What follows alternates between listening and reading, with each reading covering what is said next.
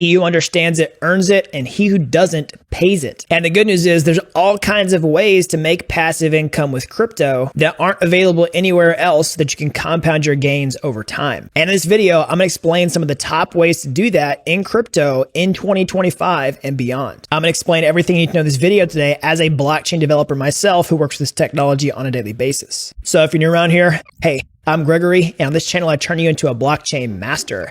So if that's something that you're interested in, then smash that like button down below. And as the saying goes, it always takes money to make money, especially when you're talking about compounding interest. And if you want to see how to increase your income, then the absolute best way to do that is to become a blockchain developer. And I can show you how to do that from step by step from start to finish over at dappuniversity.com/bootcamp.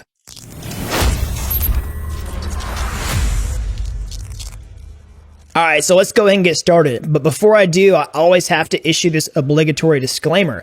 I'm not a financial advisor. Nothing I'm saying in this video is designed to be construed as financial advice. This is for educational purposes, and there's always risks when you're taking your crypto and putting it to use to earn passive income. I'll try to do my best to clearly explain those risks in this video. But let's start off with some basics about how passive income works in crypto. So in general, it's going to come from what's called yield, okay? And you're typically going to see this expressed in terms of annual percentage yield, or APY. So as just a quick illustration, if you've ever used a bank before, like got a checking account or savings account, you can typically expect to earn somewhere between 1 and 5% in APY, annual percentage yield. So basically, if you have $1,000 in an account and it pays you 1 to 5% interest, then you're going to earn $10 to $50 per year just for holding your money there. Now, in crypto, things can start to get really crazy really fast, okay? And you can start to see, yields anywhere from 5% all the way to, thousands, maybe even tens of thousands in percent. So why is that? Well, let's explain some quick general principles before we dive into these ways.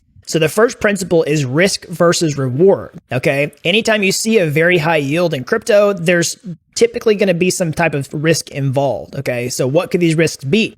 Well, if the strategy requires that you hold a brand new cryptocurrency that was issued within the past few days, weeks, or months, then that cryptocurrency could be highly volatile, meaning that it could potentially go to zero if it loses all its value. And then your principal, aka the amount of money that you deposited, could also dwindle in value towards zero. Not to mention the fact that if you're depositing into a brand new application, okay, there's always risks when you're depositing into a new app that has not stood the test of time. This app could get hacked, it could collapse, meaning that it's risky to use that application, and that's being reflected in these high APYs. And finally, when you have these really high APYs, sometimes you're earning a brand new token that's deflationary. Basically, it's printed out of thin air, and so the actual yield that you're getting is much lower than the advertised APY. Sometimes it cancels itself out to zero or potentially even negative. So that's the first principle you have to understand, is risk versus reward. Anytime you see a lower APY, the risk is probably reflected inside of there, and any time you have a really high APY, the same is also true.